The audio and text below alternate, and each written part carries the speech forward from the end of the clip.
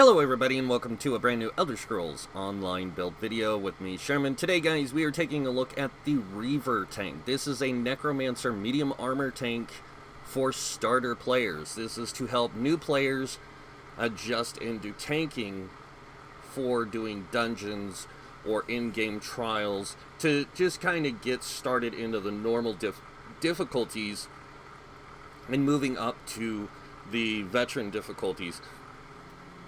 Because you have to understand, the game plays by certain dynamics and certain rules because of its design and its development.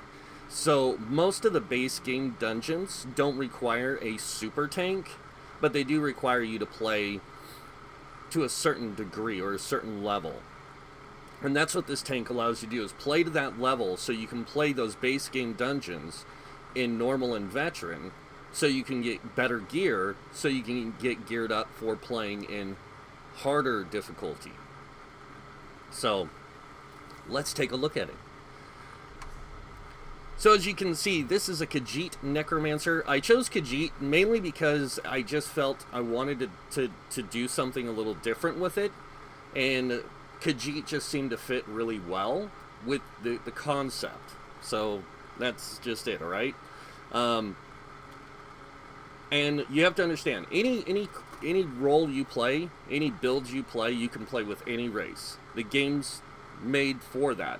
But when you're playing something like the meta, they require you to play a certain way. They require certain specific races, specific gear sets, specific traits, Mundo Stones, all that. With this type of build, it's not designed to not work that way. It's designed to help you get started because you don't have access to the things that the meta requires. So, yeah. Alright, so taking a look at this, we have 28 into health, 44 into stamina. The stats here, the 17k magicka, 30k health, and 28k stamina. This is what I call this is the kind of area you want to reach for stats, but the more the better. So it doesn't matter. Like, you don't have to get 28k stamina necessarily. That's just to help you sustain better while tanking. The 30k health is to keep you alive. The 17k magicka is to help you utilize your magicka abilities. And you have to look at resource pools that way. You have to look at it in that idea of, like, how am I going to survive, sustain, and do this as a tank? I need the right resources. So this is a good amount of resources to get you started and to give you a basic understanding towards what you're doing.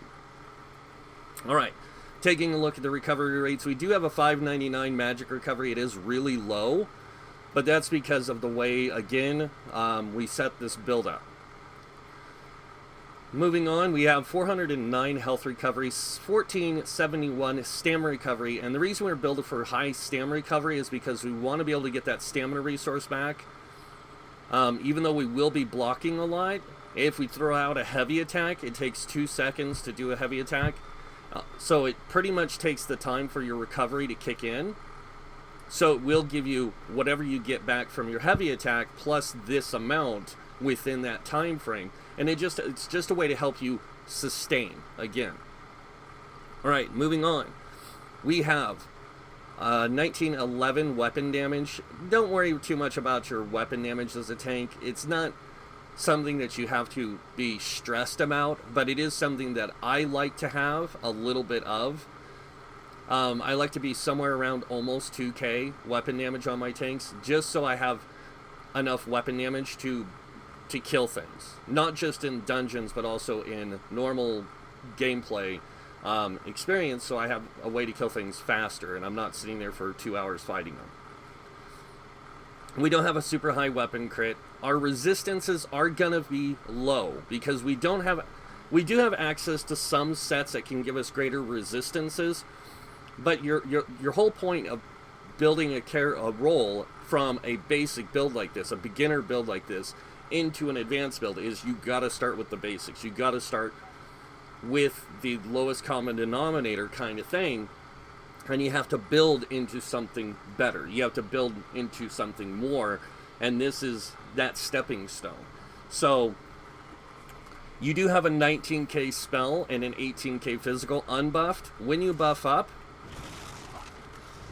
you go to 24, 24, and then on the back bar you go to 23, 20, or 22, 22. Don't worry about that, because you're still going to have enough resistances to play the base game content. No, you'll be able to play DLC content on normal mode, but not so well in veteran mode, and not so well in hard mode. I wouldn't even attempt hard mode. Even though it is just going to be the final bosses in the dungeons. Normal mode is going to be fairly sustainable with this build. Pretty easy. Normal trials even will be sustainable with this build, but I would suggest working towards getting you some gear sets, some better gear sets, and monster sets before you go tackling trials. That way you're a little bit more prepared. Oops. Moving on. We are using the Lady Mundustone to give us more resistances, just to boost us up a little bit more.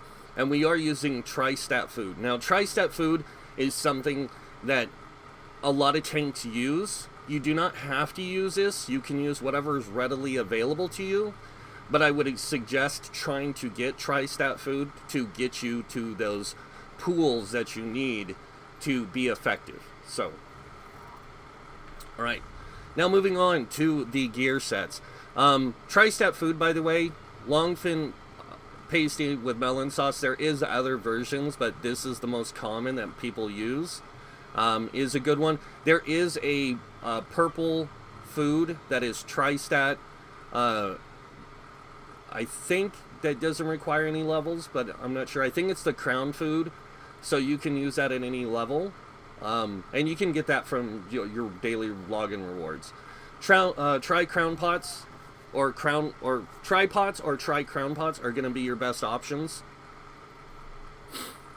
And then moving on to gear sets. So starting with our primary set, we are running on this werewolf hide.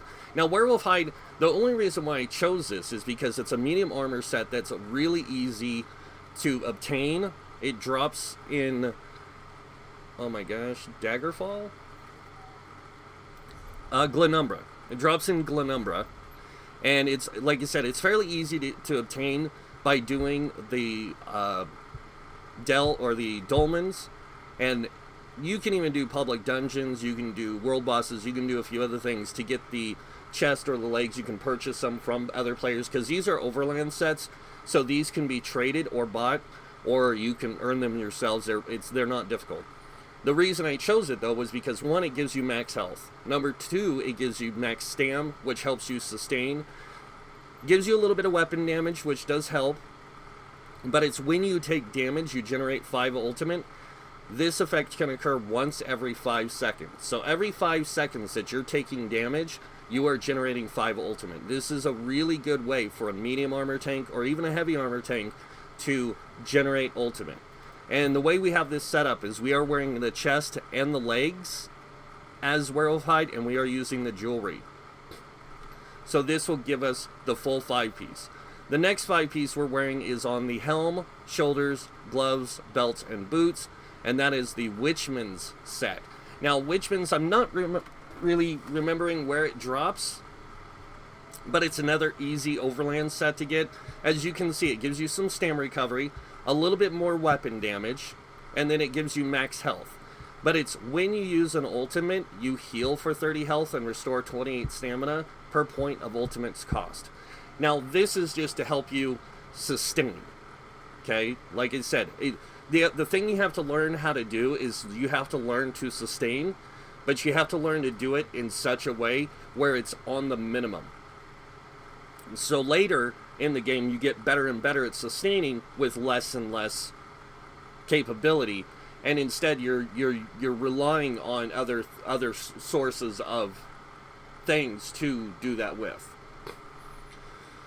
So Witchman's is a decent set. I'm not going to say it's a great set. It is a really good set, but it isn't like the best set you can get, and neither is Werewolf Hide. These are just 2 good starter sets to get you started with tanking in light armor. Alright, So, going over the traits that we have on the gear, we are running 3 well-fitted on the head, chest, and legs. The reason we're using well-fitted is to reduce the cost of our dodge rolling. That saves us resources. So we're not burning through resources really fast to avoid damage or other things. On the smaller pieces, we are using sturdy, and this is going to help with our block cost reduction. And this is going to help us block attacks with our weapon without spinning through a lot of resources. This is just, again, to help you understand blocking and why it's important to use block cost reduction kind of stuff. Now, when you get better at the game, you're going to learn how to block attacks, what attacks are important to block, which ones you can soak up with a hit, and you can mitigate through other forms of like shields or healing. And once you figure that out, like through playing the mechanics and learning the mechanics of dungeons and trials, then it just becomes second nature. It's just muscle memory, and your brain will automatically start blocking, dodge rolling when necessary. So yeah, 4 sturdy, 3 well fitted, and actually we are using another sturdy on the shield. This is to increase our block capability when we're on the sword and shield bar, and this is again going to help you sustain better with your stamina resource pool.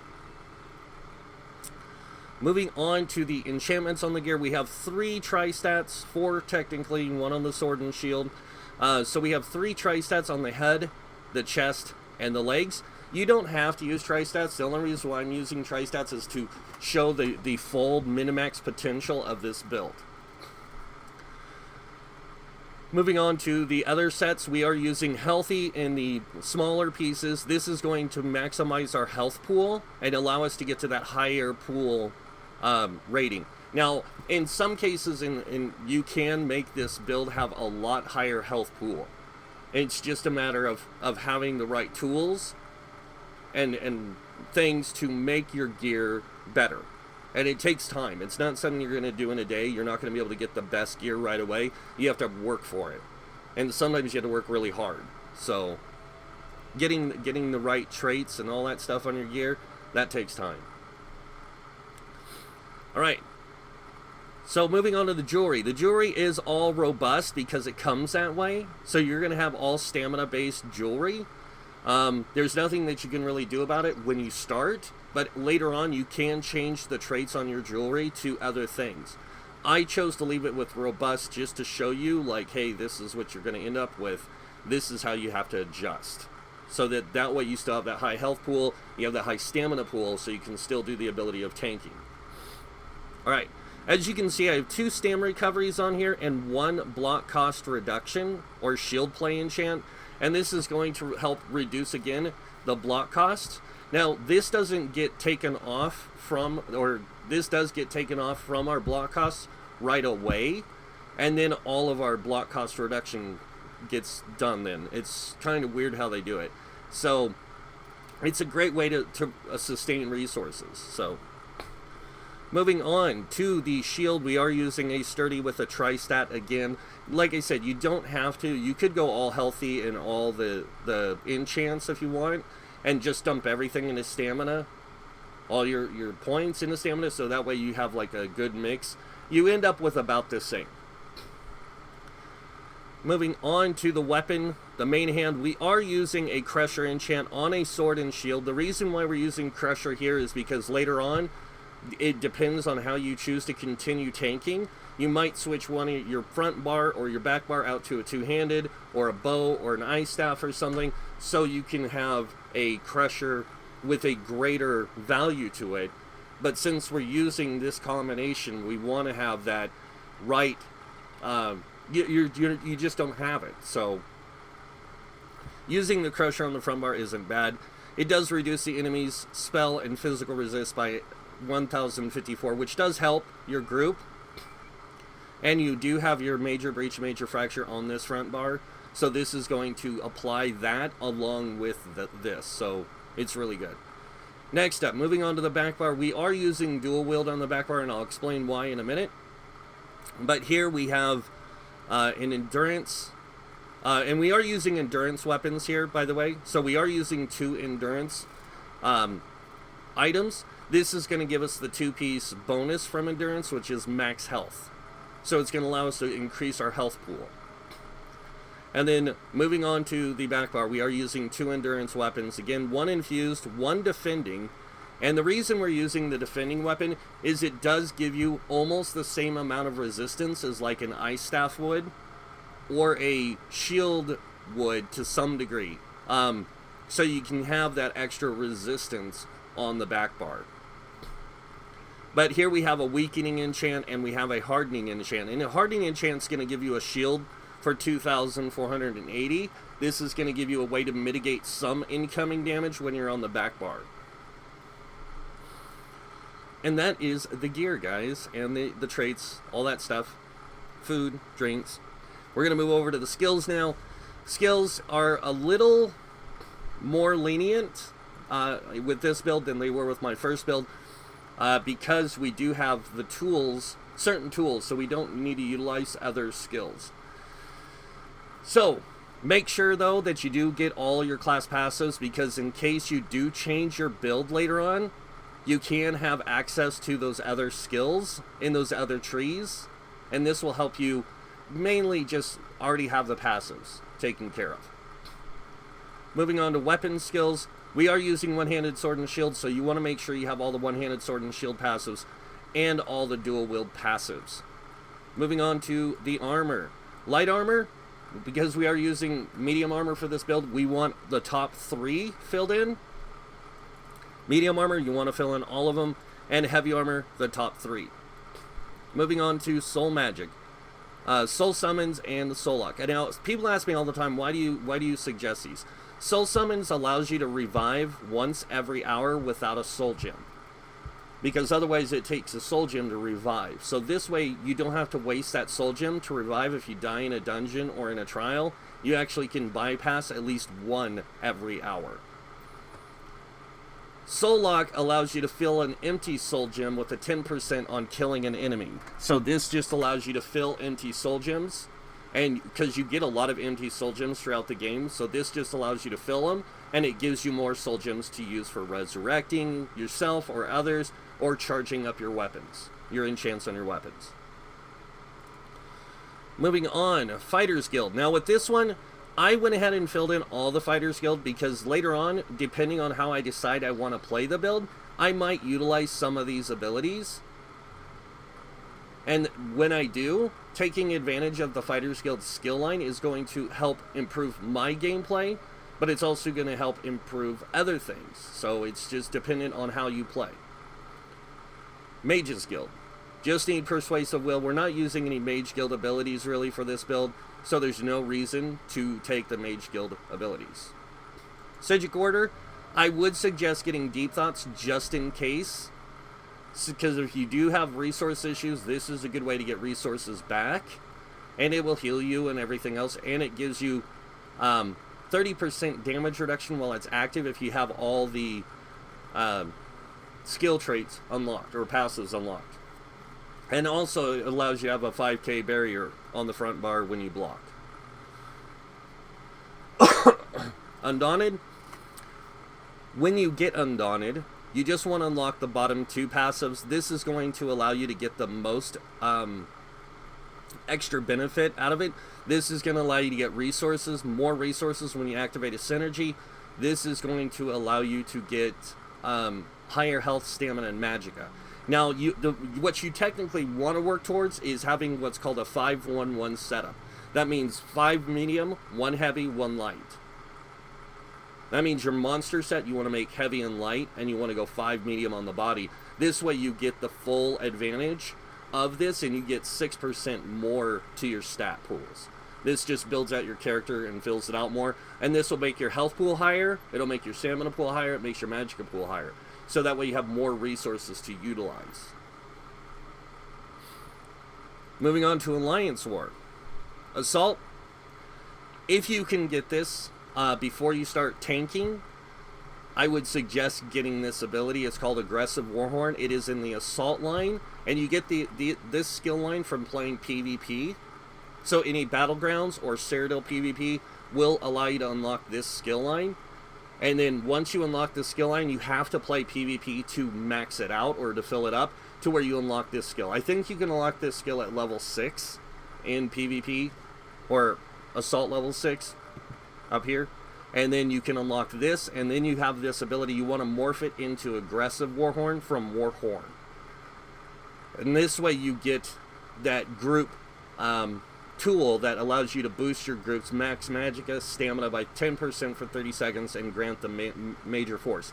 The other one isn't bad either, because it boosts everyone's resistances by a small amount. It's really good if you're playing like more, you're still learning how to play and you really need that more offensive or defensive gameplay to learn progression through content. It's a really good one to use. You don't need anything from support. On your racials, always unlock your racials, because your racials are going to give you benefits regardless. Whether you're playing a stamina build and you're playing with a magicka race, getting that magicka stuff can help you with utilizing some magic abilities in your build. So it's interesting, but it's good. Moving on to crafting. Alchemy, you want to get medicinal use. Now, you're not going to be able to get medicinal use until you level your crafting to maximum. So it takes a while, but try to get this maxed out early on. Start working on your alchemy. Start working towards becoming an alchemist. And work on leveling this. This is going to be super beneficial to you when you get to doing dungeons or trials. Now, you don't really need alchemy maxed out to start doing normal or the base game dungeons on veteran, but it does help. Moving on to provisioning. Provisioning is your cooking line, and this is going to be the two passives you're going to want to get, and that is Gourmand and Connoisseur. These are going to allow you to basically make your food last longer. So, really, really good. Alright, but we're not done. Now we're going to go over the skills on the bar and how we have them set up. And remember, this is just one option. So starting with the first skill on our main bar, we do have Ruinous Scythe. Now what this does is it slices into your enemy, dealing X amount of physical damage. Every third cast of this ability will set enemies off balance. And then you heal for X amount health for the first hit, and an additional X amount of health for each additional enemy hit, up to 5 times. The healing of this ability scales off your max health. So the higher your health, the better the heal. So it's a really good ability for that. And the fact that you can set enemies off balance really helps your group with DPS. Next up, Pierce Armor. This is where you're going to get your Major Breach and Major Fracture. Now you got to remember, starting out as a tank, you're going to use Sword and Board.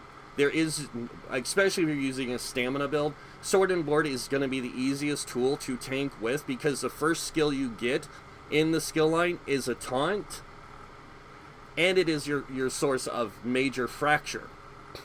Now, Major Breach is only on the Pierce Armor morph. So on the other one, which is Ransack, it gives you extra physical resistance along with the Major Fracture. So, and then the primary non-morph ability just gives you Major Fracture with the taunt and the damage. So the next ability you're going to want to get, or will get within the Sword and Shield line, is the Low Slash. And you're going to want to morph it either to Heroic Slash or Deep Slash. It depends on your gameplay. Heroic Slash is going to give you ultimate gain, which in this case, the way this build is set up, you notice we're wearing Hide of the Werewolf. That gives us ultimate gen. And then we have this for ultimate gen. That's so we can use our ultimates faster. So this way we can keep them applied a lot quicker. And you want to keep this up quite a bit, because this also applies Minor Maim to the target you hit, which reduces their damage that they do to you and your group members by 15% for 12 seconds. That's the other reason why we use a weakening enchant on the back bar, is because when that weakening is applied, we also get this. So we get the 2 types of mitigation in the damage that we take. This helps keep us alive with those lower resistances. The next ability we have is Necrotic Potency. Now this one's up for debate. I say that because of how it works. It requires you to have a corpse nearby. So sap the lingering life from fresh corpses, granting you 6 ultimate and healing for 1,296 health every second for 2 seconds per additional corpse. This ability scales off your max health. While slotted, your damage taken is reduced by 3%. So the main reason why I have this here is while slotted, you get that 3% damage reduction, which applies to all damage reduction you have. And then you get that 6 ultimate whenever you activate it, and you get that heal over time. So it's a really good way to stay alive, but it also helps you sustain more increase of ultimate. Next ability we have is another while slotted, and that's the main purpose why we have it. But we do have the activating skill. So this is defensive posture. This is the 3rd skill you unlock in the Sword and Shield line. And this basically allows you to block more damage and to reduce the cost of blocking. That's what it does while it's slotted. Now, the other activated benefit is bolster your defenses, absorbing up to 17,817 damage from the next spell projectile cast at you, and healing you for 16% of your health. So it's a really nice way, like if you're playing through a dungeon where there's a lot of magic damage being applied to you, you can utilize this to absorb that magic damage and heal yourself. So it's a really nice way to mitigate that damage. But remember, the more you expend resources, the more you have to get back. So that's why we built this build, to have that higher stamina recovery, because while you're playing, I'm going to go ahead and burn through some of my stamina so I can show you guys. So like if you're doing stuff like this and you're not blocking, because if you block, your stamina recovery stops, as you can see. But if you let go of block and you heavy attack, see how you got 2 things back? So you get 2,296 back for the heavy attack, and then you get the 14 something back. But if you have your potion going and you do it, you actually get 1684 stamina back. So you want to keep that potion going so you can keep that recovery coming in for that max stamina. So this way you can sustain your stamina abilities better. Moving on to the ultimate ability that we are using. We are using Pummeling Goliath. Now, become a destructive Pummeling Goliath, increasing your max health by 30,000 for 20 seconds, and immediately restoring 30,000 health. While transformed, your light attacks restore 675 health, and your fully charged heavy attacks restore 1689 health. Now, those are going to change based on the ability scales off your max health. So the higher the max health, the better this works. But when you bash, your bash attacks can hit multiple targets in front of you that deal X amount of damage. So a bash attack is whenever you're holding block and you press the attack button, your person will bash. As you can see, I do 2,492 when I bash, or 1,385. So I can sit here and do that. But if I'm in my Goliath form, I actually can do that and do a lot of damage to my enemies, because I'll shoot out a wave of damage. Alright. And it's really just a really nice survivability thing. It's just to help you stay survive. And that's why we have such a high ultimate gen on this build, is because this takes 250 ultimate to activate. This is what you're going to mostly be using in the beginning when you play. Now, because if you don't have aggressive Warhorn, you're going to be using this a lot, or another ultimate on the back bar. Now, moving on to the back bar, we have our first ability, which is Blood Craze. Now, this is a nice ability. See, it does a little bit of damage up front, and then it does some damage over time. But you also heal for damage every 2 seconds. So when you utilize this, when you're on the back bar, you want to hit this as quick as you can. Go back to the front bar and block. This way you get that small Blood Craze heal going on, which is going to keep you alive. It's going to help sustain you while you're fighting enemies. So you're going to want to cast that a lot. You're just going to want to keep that up a lot, because you're going to want to keep that Blood Craze take heal on you. Now remember, it only lasts 10 seconds. Next ability we have is a damage reduction ability, and this is Deadly Cloak. Now this will envelop you In a Cloak of Razors, gain a major invasion for 15 seconds, reducing damage taken from area attacks by 25%. This is any area of attack effect. So this means if an enemy sets down a wall of elements on you, this will reduce that incoming damage by 25%. If somebody uses, like a dragon breathes fire down on the ground, this is going to reduce that damage by 25%. So this is just a nice way to mitigate damage for you. And you want to keep it reapplied every 15 seconds so you can sustain that. Now it does tick damage every 3 seconds. And it can hit up to 5 meters away. So it's just a nice ability to keep applied. The next ability we have is going to be another source of minor maim, but mainly we're going to be using it for the CC effect. So this one, summon 3 patches of skeleton claws from the ground in front of you, snaring your enemies, reducing their movement speed by 50% for 5 seconds, and inflicting minor maim, reducing their damage done by 15%. Each patch can immobilize enemies for 4 seconds. That's why we have it here, is to help immobilize enemies.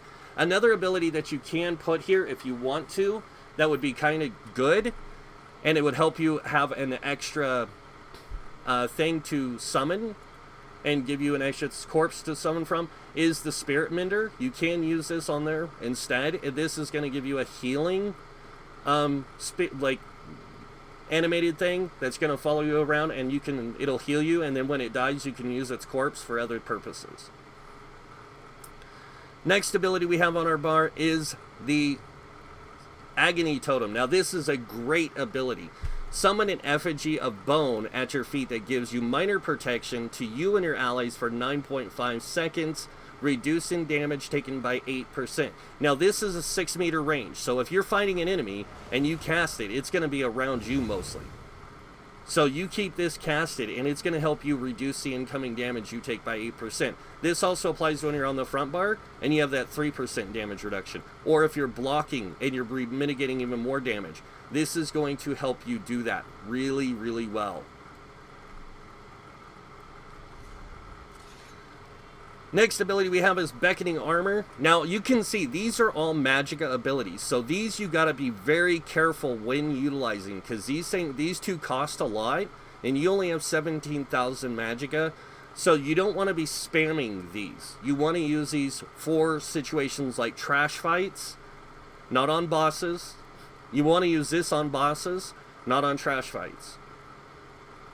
I know, it sounds weird, right? But it works.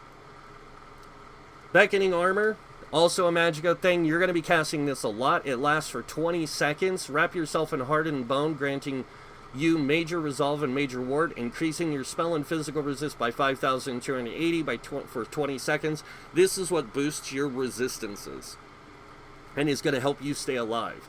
While active, enemies that strike you with ranged attacks will be pulled towards you once every 3 seconds, and it creates a corpse when the effect completes. So this is a really good skill to get those ranged targets closer to you, especially when you're in dungeons and you have a lot of ranged enemies shooting at you. You can pull them to you. Now remember, it will only pull one at a time every 3 seconds, so you won't be able to pull all of them to you right away. So you want to make sure you have this keep constantly applied, so you can keep those resistances up. Next ability we have here, and this is one that you can change with other ultimates, is Aggressive Warhorn. And I already mentioned this one earlier, why we want to use this. And this is the one you're going to be using a lot more of most of the time, unless you're playing in dungeons. And a lot of times you don't need to spam this in dungeons like you do in a trial. You will be using this more often. So, really good setup here for skills. If you need something else here, though, you can use the weapon skill from Sword and Shield, the Shield Wall. Even if you want to, you could even use the Dual Wield ability, Lacerate, because this can do damage and heal you for 55% of the damage done. And it's ultimate cost, so it doesn't cost you any resources other than ultimate, but it's a good way to help keep you alive. So, alright. Now, moving on to the champion points. Now, most people probably won't have champion points, so your health, your stamina, and your magicka won't be as high as this builds when you first start out. But as soon as you get to level 50, you will start unlocking champion points. Now, this build is set to max CP, so it is a CP 810 character. So this is what's going to happen to already existing players that have 810 CP. You're going to get there and you're going to be, boom, this is what you're going to have. That's why I did it this way. Very basic setup, though, for the CP. You can use really anything you want for the CP for your own uses. I just use a standard kind of setup for this to give me the best results. So we have 56 in Ironclad. This reduces your damage taken from damage over time effects, or direct damage attacks, sorry, by 20%. We have 18 into medium armor focus. This increases your physical resistance by 1729 with 5 pieces of medium armor. We have 20 into spell shield, increasing your spell resist by 1900. And then moving over here, we have 31 into thick skin, reducing your damage taken from damage over time effects by 13%. We have 43 into hardy, reducing damage taken from physical, poison, disease damage by 10%. 43 into hardy, reducing your damage taken from flame, frost, shock, and magic damage by 10%. And then moving on over here, we have 40 into bastion. This increases the effectiveness of your damage shields by 16%. And then 19 into quick recovery, increasing your healing received by 5%. Now, where should you start with this? Start with hardy and elemental defender. Don't worry about the other ones. If you just start getting into CP, just put into these two and get these two to 43 first. Then worry about Ironclad, thick skin. Then go back here and worry about these two. And in the end, worry about these two. So it's really dependent on the player, though, like what you want to mitigate. So moving on, we have 40 into Warlord. This is going to reduce your break free cost by 16%. We have 16 into Sprinter, reducing your sprint cost by 10%. 16 into Bashing Focus, reducing your bash cost by 10%. And then moving on over here to the middle of the green tree, we have 43 into Mooncalf, increasing stam recovery by 10%. And we have 75 into Tenacity to increase our magicka or stamina return over fully charged heavy attacks. So the base return we get from heavy attack returns is 30%. With this, we go to 44%. But if you're wearing heavy armor, you get 30% more, and if you're using a resto staff, you get 30% more. So they get a lot more resources back utilizing those tools. Since we don't have those tools, we have to utilize the other tools we have, like our recovery and this. Moving on, we have 40 into Tumbling to reduce our dodge roll cost by 16%, and 40 into Shadow Ward, reducing our block cost by 16%. Moving into the blue tree, 43 into Blast, increasing healing done by 10%. Now, this is all healing, so it doesn't matter. Magicka, stamina, it doesn't matter. Moving on in the middle tree, we have 35 into Physical Weapon Expert. This is going to boost your light and heavy attack damage by 20%. This is mainly because you're a tank. You don't focus on spamming abilities for damage. You utilize light and heavy attacks mostly for your damage purposes and resource return. So boosting that damage is going to help overall with your group. All light and heavy attacks are considered direct damage, so we put 40 points in here to give us increased damage with our direct damage attacks by 16%. Moving on. Oh, also, because we have this many points in here, we also unlock Reposit. So when you block a melee attack, you have a 15% chance to deal X amount of damage to the enemy. This effect can occur once every 5 seconds. And then you also get Butcher, which increases the damage of your light and heavy attacks by 5% when to enemies below 25% health. So this allows you greater damage potential later on. Moving on, we have 56 into Mighty. This increases your physical, poison, and disease damage. So we are using light and heavy attacks mostly. That's physical damage. This is going to boost that damage by another 12%. On top of that, 20%. On top of that, 40%. So we get a lot of damage output. We have 40 into Thaumaturge. This increases the damage done of our damage over time effects by 16%. This is mainly for the one ability Blood Craze to increase its damage over time, and just to help out with the group. Next up, we have 56 into Precise Strikes. This increases critical damage and healing with stamina abilities by 20%. Now, this allows you mainly to increase your crit chance or your crit capabilities. So you have a really low crit rate. Anytime you do crit, you want it to be the most effective it can, whether it be a crit heal stamina version or a crit damage. So this way you boost everything. On top of that, you do get a lot of other passives that really help out in the long run. So, and that is the build, guys. That is the Reaver. But we're not done, because I always get asked, how do you know these builds work? Well, what we're going to do is we're going to do what I like to do all the time, and that's famously test them in an environment where I feel that they work best. So this is normal Sunspire trial. Sunspire is the new trial being added to the game with Elsweyr. Now, every time they add a new trial or dungeon to the game, the difficulty tends to climb a little bit, depending on what you're playing it at. Now, this game does have a veteran mode, or this Spire does have a veteran mode, which is a lot harder, and then they have hard modes on every single one of the bosses. This is the first time they've attempted doing this in the game. So this is the first trial that has veteran hard mode for all the bosses. So that's really cool. So we're just going to go in here. I'm going to show you guys the capabilities of this build, so you guys can see for yourself the effectiveness of it as a tank. So you can decide on your own whether this is the type of build you want to play.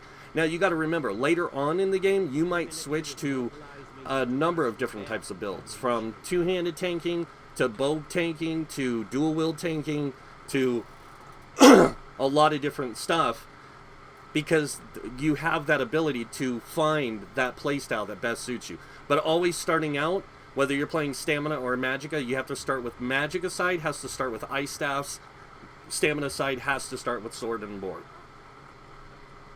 And you can even use both if you wanted to. Ice staff and sword and board. It really just comes down to the preference of play.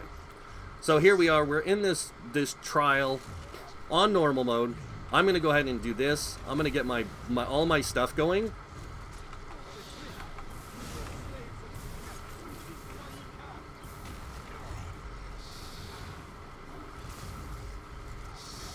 See, and you can see here, I can stand here and just hold block, and I can I can mitigate a lot of damage. But I'm also taking a lot of damage, so I need to keep my health pool as high as possible, and I need to keep my resistances and damage reduction down to a minimum. So this is one of the reasons why I use the build the way I do, because we got such a great healing ability here. And you can see we're also running low on resources. This is why you have to heavy attack, is because you will get low on resources, and when you do, you want to be able to heavy attack to keep those resources coming in. So heavy attack as much as possible. Utilize your heals to keep you alive. You got to remember, you're also going to have a healer with you who can help you stay alive. So, and always watch for healers, because those are going to be the main targets you're going to want to focus on. So that way you can kill them the fastest, because the faster the healer dies, the faster the group can kill things. Now, I wasn't doing my best with this, playing this, because, not because I suck, or because it's a bad build, it's because I was talking, and I wasn't concentrating on the fight. It takes a lot more concentration to do the role of a tank. So, but yeah, you gotta be focused to be a tank. You want to be focused on your job. Now, when it comes to tanking this encounter, you want to keep those two cats tanked to you, and then you want to kill, like, make sure your DPS kills the healers first. Then worry about the cats. Then worry about the archers. So that's how you want to take this fight on, is you want to focus those things first. And in most encounters, you want to focus those things first. You always want to take the greatest threats out first. Healers are always going to be the greatest threats. Next will be the heavy hitters, then it'll be the ranged enemies or the lighter enemies in the fight. So that way you can get rid of the more difficult stuff and worry about the weaker stuff. So, and then when it comes to boss encounters, it's the same thing. You want to focus on doing your job, so you want to focus on keeping certain things applied to the boss to help your group, not just in DPS, but also to help your group in mitigating damage that they take or you take and everything else. But it's not just your job. You are in this as a team, so you have to work as a group in a group dynamic so you get the greatest results. But that is it, guys, for the light or the medium armor Reaver tank. And I will admit, I did a lousy job showing you guys its capabilities. I can tank this normally by myself in normal mode. And this is supposed to be the newest trial added to the game. It's supposed to be the most difficult content right now in the game. And it is difficult. It is really difficult. I'm not going to lie. But if you know how to tank, and you've taken the time to learn how to tank with the different types of builds, from light armor to medium armor to heavy armor, and you know how to tank with the different weapon types, it becomes easier and easier and easier the more you do it. So, but that's it for the build, guys. You guys know what's coming next. If you like this video, go ahead and hit that like button. If you guys want to see more videos by me, you can subscribe. Other than that, I want to thank you all for watching. Until next time, have a wonderful day, and this guy might see you in game. Bye.